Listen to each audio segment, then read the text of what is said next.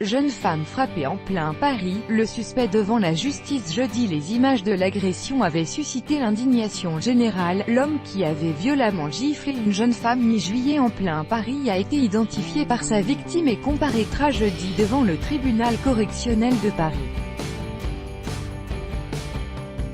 L'affaire qui a ravivé le débat sur le harcèlement de rue et les violences sexistes avait éclaté le 25 juillet avec le témoignage posté sur Facebook par Marie Laguerre.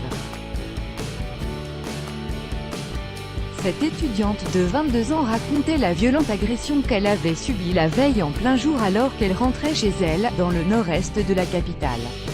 Un inconnu qui venait de croiser sa route lui avait adressé des bruits, commentaires, sifflements, coups de langue sale, de manière humiliante et provocante, raconta-t-elle. J'ai donc lâché un ta gueule en traçant ma route. Car je ne tolère pas ce genre de comportement. Je ne peux pas me taire et nous ne devons plus nous taire, décrivait-elle.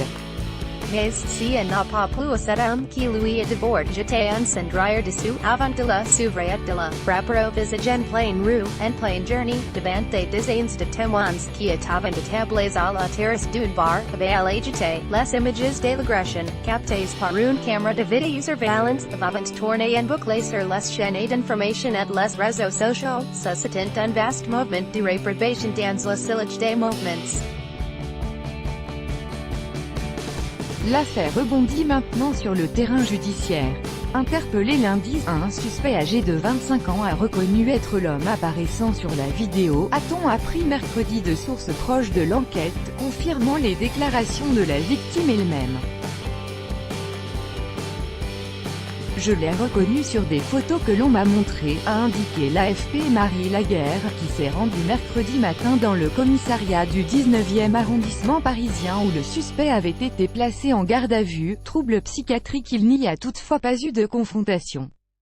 Je ne l'ai pas souhaité, et cela n'était pas nécessaire. Les photos comme les premières déclarations du suspect montrant clairement qu'il s'agissait de son agresseur, a-t-elle ajouté. Le suspect devait être déféré au parquet de Paris en vue d'une comparution immédiate jeudi devant le tribunal correctionnel, a-t-on appris de sources judiciaires.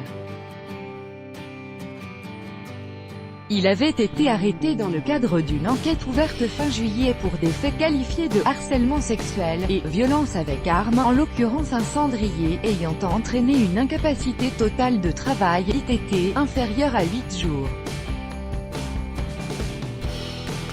Son interpellation avait eu lieu à la sortie d'un hôpital parisien où il avait été placé en service psychiatrique le 4 août après avoir jeté des cailloux sur une voiture près des Champs-Élysées en tenant des propos incohérents, selon une source proche du dossier.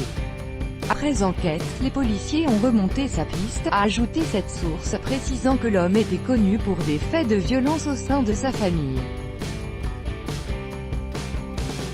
Avec le soutien de militantes féministes telles que l'association Les Effrontés, Madame Laguerre, elle, depuis, lancé une nouvelle plateforme en ligne, Nous Toutes Harcèlement, pour partager les témoignages similaires de femmes agressées dans la rue. MDGRDBLBA, JT, CBN. Tous droits de reproduction et de représentation réservés. Copyright 2018, Agence France Presse.